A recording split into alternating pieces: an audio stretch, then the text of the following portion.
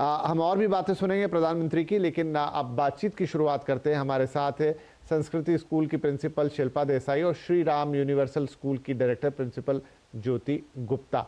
आप दोनों का बहुत बहुत स्वागत है।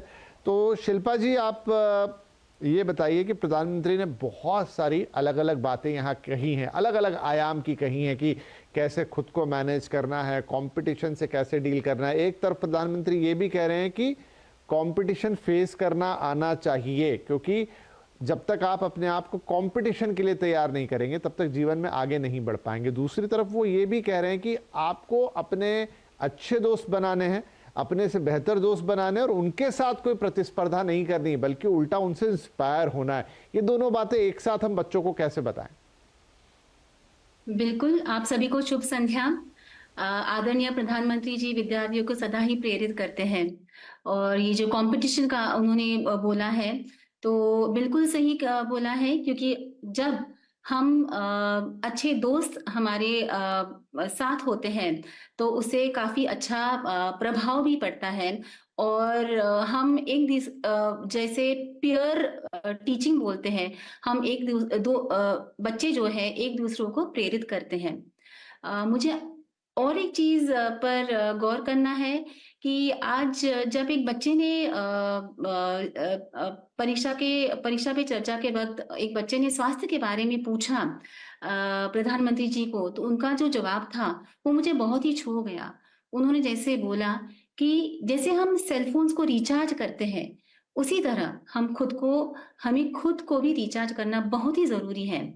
और जब हम ये करेंगे तो जीवन को संतुलित बना सकते हैं, ऐसा मुझे लगता है। जी बिल्कुल, हाँ, उन्होंने बड़ी खूबसूरत सी बात कही कि आप उसके लिए सनलाइट में खड़े रहें, थोड़ी डीप ब्रीदिंग वाली बात भी कही, तमाम चीज़ें उन्होंने कही, नींद पे ध्यान देने को कहा और ये सारे रिचार्ज के टिप, एक अच्छा भोजन उन्होंने लेने के लिए कहा कि ये कितना नुकसान पहुंचा रहा है। और बच्चों का तो इससे हद से ज़्यादा नुकसान हो रहा है, क्योंकि वो तो अभी ग्रो कर रहे हैं, जब उनका वो टाइम है, लेकिन वो टाइम ये गैजेट्स उनसे ले रहे हैं।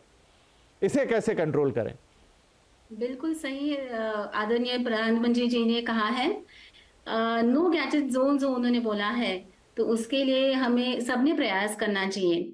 इसीलिए हमारे स्कूल में हमारी वेलनेस टीम है जो बच्चों के साथ मिलकर काम करती है, उन्हें उनका फायदा बताती है और नुकसान के बारे में भी जानकारी देती है।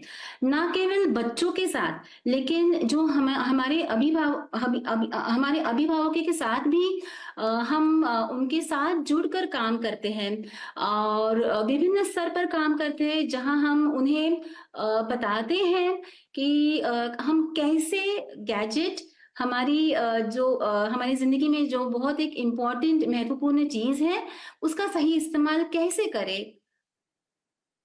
Thank you. जी बिल्कुल, ये तो है कि गैजेट का इस्तेमाल मतलब आप के लिए ज़रूरी भी है, एक फ़ोन, एक लैपटॉप, एक टैबलेट, लेकिन आपको उसके साथ एक बहुत फाइन संतुलन बैठाना पड़ेगा। और जो छात्र हैं कम से कम, उनको तो ये अपने एग्ज़ाम टाइम या थ्रू आउट द ईयर कैसे उस बैलेंस को स्ट्राइक करना है, ये देखना पड़ेगा। एक और चीज़ जो प्रधानमंत्री मैम कहते हैं वो ये है कि एग्ज़ाम के पहले की, क्योंकि सारा जो बात है वो एग्जामिनेशन को लेकर है, बोर्ड एग्ज़ाम या अन्य एग्ज़ाम, वो कह रहे हैं कि आपको एग्जाम के पहले थोड़ी सी अपनी जीवनचर्या में परिवर्तन करना पड़ेगा। आपको मन को थोड़ा स्थिर करना पड़ेगा, मन को शांत करना पड़ेगा, खान पान का ध्यान रखना पड़ेगा।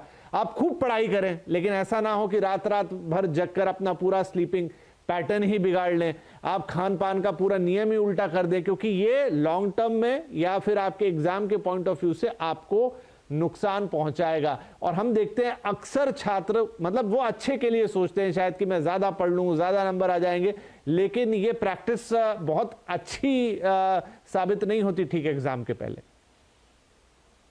बिल्कुल बिल्कुल। तो जब हमारी जो वेलनेस टीम है, इसके लिए बच्चों के साथ बैठकर उनके छोटे छोटे नुस्खे बताते हैं उन्हें, जैसे माइंडफुलनेस सेशंस उनके साथ हम करते हैं।